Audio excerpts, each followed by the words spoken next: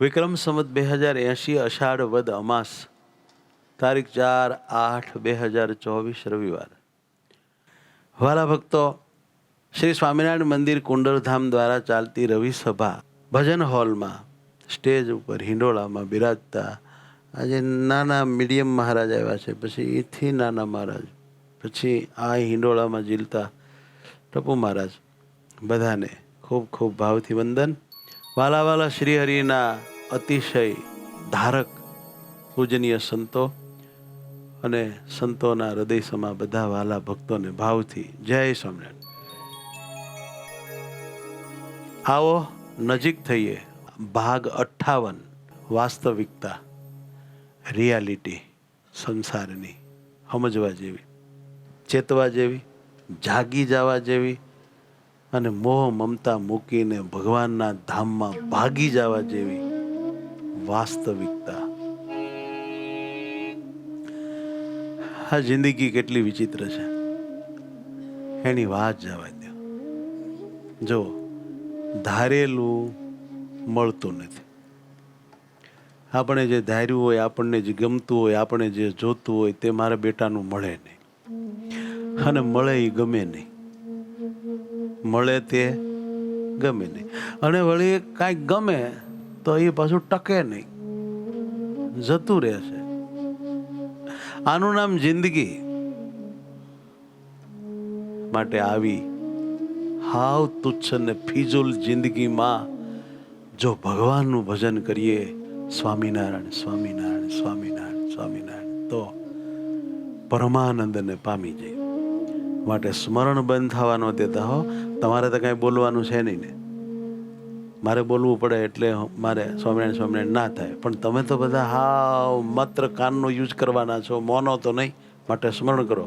સ્મરણ કરતા કરતા જ કથા સાંભળવાની ટેવ પડો. આવી જિંદગી છે. આ જિંદગીને ઓળખે નહીં ને એ માણા બહુ અટવાય. ઓળખી જાય સુખે પાર ઉતરી જાય. અને આવી માયાને ઓળખાવનારા તો સાધુ જ છે. સાધુને શાસ્ત્ર વિના માયા કોણ ઓળખાવે ને કોણ માયા છોડાવે ને કોણ દિલ ભગવાનમાં જોડાવે ને કોણ માયા મુકાવીને પાર પાડે. મારા વાલા, ઘણીવાર જિંદગીમાં એવા દીવા પણ દઝાડતા હોય છે કે જેને આપણે જ પવનથી ઓલવાતા બચાવ્યા હોય છે. જિંદગીમાં એવા દીવા પણ આપણને ઘણા દઝાડતા હોય છે કે જેને ઓલાઈ જતા આપણે જ બચાવ્યા હોય છે.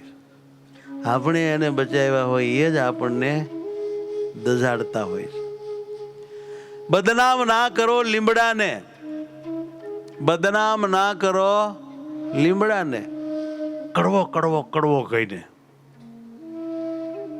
કેમ કે જિંદગીના અનુભવો તો મારા બાપ લીમડા કરતા પણ વધારે કડવા હોય છે. બદનામ ન કરો લીમડાને. નરેનભાઈ હતા, બહુ ભલા માણા હતા, નોકરી સારી હતી, પૈસા કમાણા હતા. એના મનમાં એવો વિચાર થયો કે 2 છોકરા ભણી પરિવાર્યા છે, મોટો MBBS થઈ ગયો, નાનો મિત CA થઈ ગયો. હવે આપણે રિટાયર ને મારો કસ્ટમ ખાતાનો અનુભવ કામ લાગ્યો ને કન્સલ્ટન્ટ તરીકે પણ આપણે જામી ગયા. એમાં બંને છોકરાઓ સરસ ભણી શક્યા. હવે એ લોકોની ચિંતા નથી. પણ ઘણા વર્ષથી બિચારી મારા પત્ની બૂમો પાડ્યા કરે છે કે હવે આ ઘરનું કાંઈક કરો ને, કોઈ ઘરે આવે તો શરમ આવે એવું થઈ ગયું.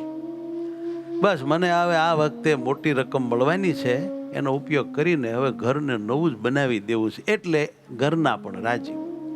પછી જ્યારે સાંજે વાળું સમયે બધા ભેગા થયા ત્યારે નરેનભાઈએ આમ ધીમે રહીને પોતાના મનની વાત સૌની આગળ રજૂ કરી કે આપણે હવે ઘર સારું બનાવી દઈએ આ વખતે, મારા જે કાંઈ પૈસા આવે એમાંથી. ત્યાં તો મોટો દીકરો દીપ કે પપ્પા એ પૈસા તો મારે ક્લિનિક શરૂ કરવા માટે જોઈશે, ક્લિનિક શરૂ કરવા. પત્ની કે ના ના ના ના હો દીપ, હવે તો મને પહેલા ઘર હરખું કરાવવા દો. તમારા માટે છોકરીના ઘર તરફથી માંગા આવે છે, એમને આવા ઘરમાં કેવી રીતે બોલાવવા?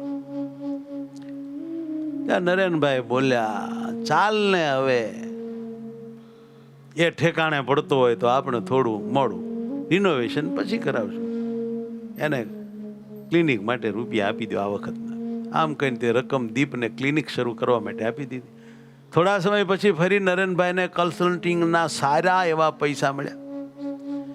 તે બીજા દીકરા મિતે પોતાની ઓફિસ ખોલવા માંગી લીધા, લાવો ઓફિસ ખોલવી. થોડા સમયમાં બંને ભાઈઓ સારું કમાવા લાગ્યા, પરંતુ સંસારની વાસ્તવિકતા એ હતી કે ઘર હજી એ જ જર્જરિત હાલતમાં હતું કે જેમાં ડોહા ડોહીને રહેવાનું હતું, ઢાળિયું જોઈ લો ડોબાને બાંધવાનું. એક દિવસ નરેનભાઈના પત્નીએ પોતાના બંને સંતાનોને કહ્યું, જો દીકરાઓ, મારા વાલાઓ, હવે તમારા પપ્પાની તબિયત બહુ સારી રહેતી નથી, સૂઈ રહેવું પડે છે, એટલે કાંઈ કામ કરી શકતા નથી. હવે નવા પૈસા ક્યાંથી આવે? તમે બે ભાઈઓ ઘર વ્યવસ્થિત કરવામાં થોડા થોડા પૈસા આલો મારા વાલા, અને સમય કાઢો. જેમ મોડું કરશો એમ બધું પછી છે ને નહીં મેળ આવે ને પછી વધી જાય ભાવ, બધી મોંઘવારી. તરત દીપે જવાબ દઈ દીધો, મમ્મી મેં તો નવી સ્કીમમાં બંગલો નોંધાવી દીધો છે, અને મારા પૈસાથી. ત્યાં તો મીતે કહ્યું, મમ્મી મેં પણ એવું જ કર્યું છે, હવે આ ઘરમાં પૈસા નાખવાની શું જરૂર છે? તમારે ડોહા ડોહીને બેન જ રહેવાનું છે, એના પૂરતું બહુ સારું છે.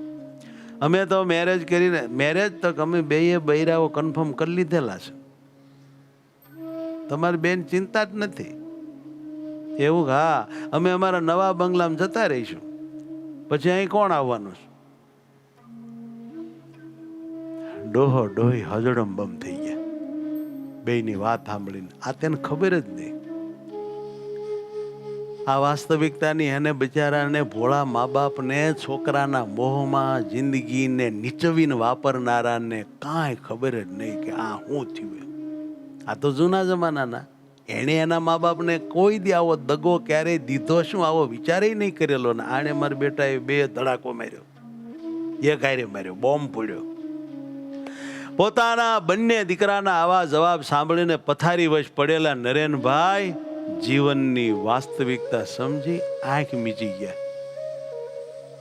શું કર્યું? આંખ મીચી ગયા. અને આ છોકરાની મમ્મીને ચક્કર આવવા માંડ્યા. એની શું દશા થઈ હશે એ તો એ જાણે, પણ કોઈ બોલ્યું જ નહીં. સોપો પડી ગયો. જ્ઞાન મા બાપને હોય બહુ, સંતાનો માં પ્યાર મમતા. હે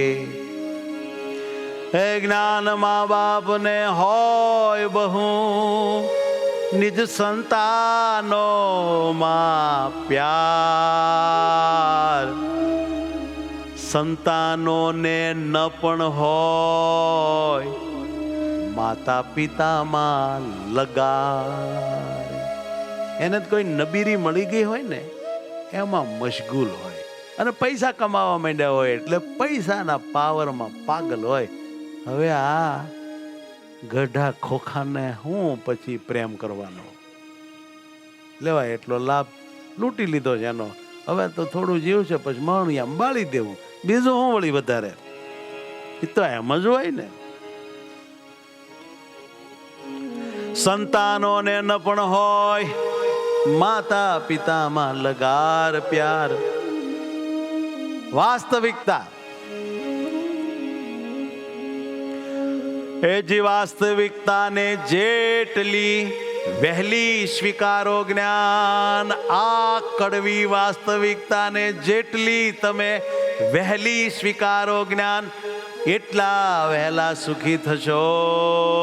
એ મા બાપ, એ મારા વાલા હરિભક્તો, એ ડોહલાઓ ડોહલીઓ, એટલા વહેલા સુખી થશો, પામી શકશો ભગવાન.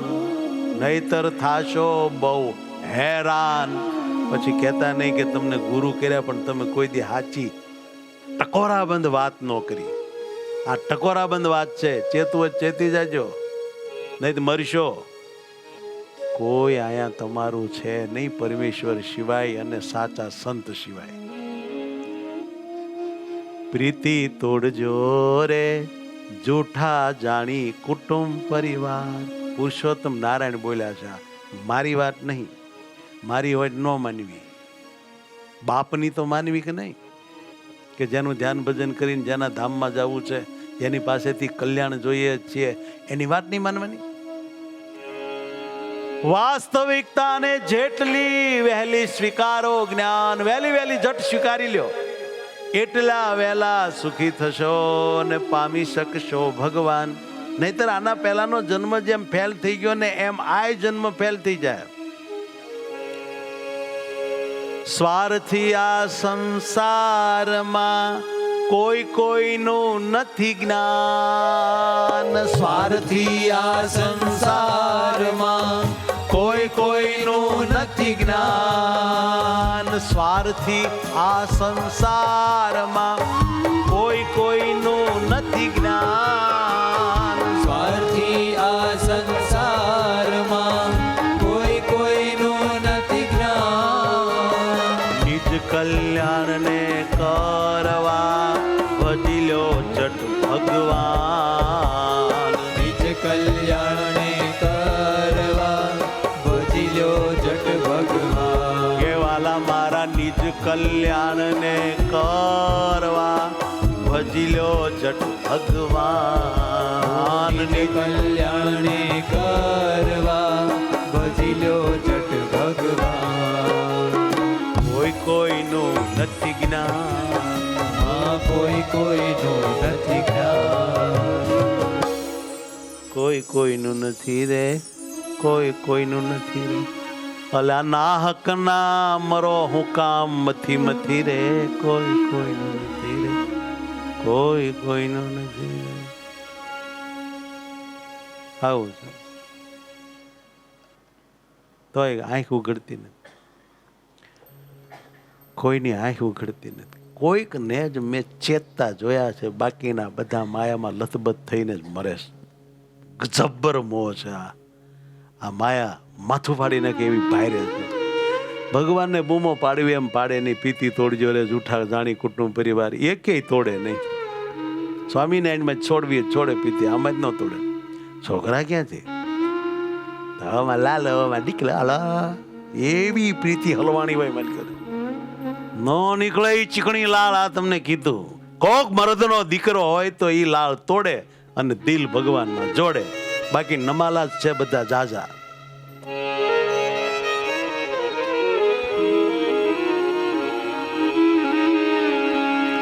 જ્ઞાની જ સુખી રહે છે, અજ્ઞાની દુખી થાય. જ્ઞાની જ સુખી રહે છે, અજ્ઞાની દુખી થાય. પછી એક ઉપાય રહ્યો, જ્ઞાનીનો વિશ્વાસ કરે, ભલે પોતે જ્ઞાની નથી પણ જ્ઞાનીનો વિશ્વાસ કરે તે પણ સુખી સદાય. તે પણ સુખી સદાય. બાકીના બધા કૂટાય, ભવો ભવ હેરાન થાય, જન્મ મરણમાં જાય. એનું કદી હારું કેમ થાય? માણસ કાયમ માપના નથી રહેતા. તમારો લેંઘો, તમારો શર્ટ જે માપમાં તમે તૈયાર કર્યો એ માપમાં જ રહે. કોઈ દી માપ નો બદલે. તમારા ચશ્મા કોઈ દી માપ નહીં બદલે. બાપ ઈ ખાનદાન ઓલાદ કહેવાય. પણ માણસ કાયમ માપમાં નથી રહેતા.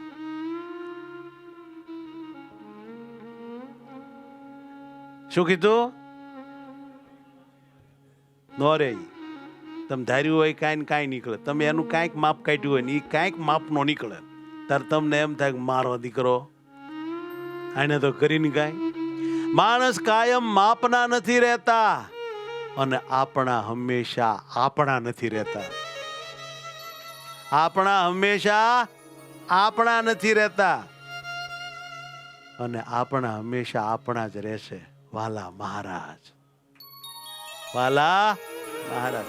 અને એ જ આપણા છે, ઓલા આપણા નથી. દેહ આપણો નથી. અજ્ઞાની કેમ સુખી થાય મને કયો જોઈએ? અજ્ઞાન જ માથામાં ભરીને બેહી ગયા છે. સાધુ સંતો અને શાસ્ત્રો બૂમો પાડી પાડીને કહે છે કે તું દેહ નથી, આત્મા છો. તું સ્ત્રી નથી, પુરુષ નથી, નાત જાત હગાવાલા તારે કાંઈ નથી. તારામાં મૂર્તિ રહી છે, ભગવાન રહ્યા છે, એ તારા છે. મેલ માયા પણ માળો માનતો નથી. આ જીવ ગાંઠતો નથી.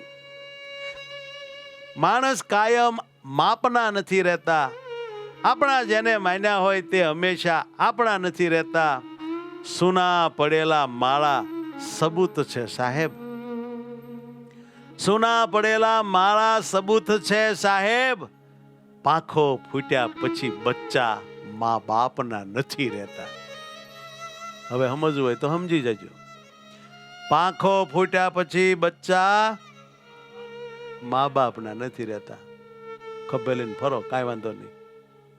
એક દિવસ એવો આવશે કે તમને આ કથા યાદ આવશે.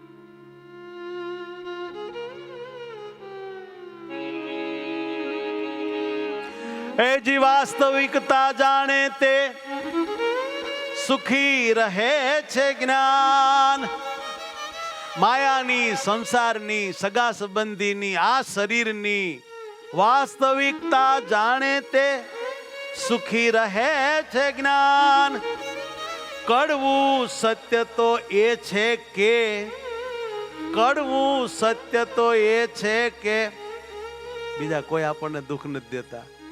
દુઃખ દે છે અજ્ઞાન. આપણને દુઃખ દે છે આપણું અજ્ઞાન. અને નાખીએ છીએ કોકને માથે. આ કડવી વાસ્તવિકતા છે. જય સ્વામિનારાયણ.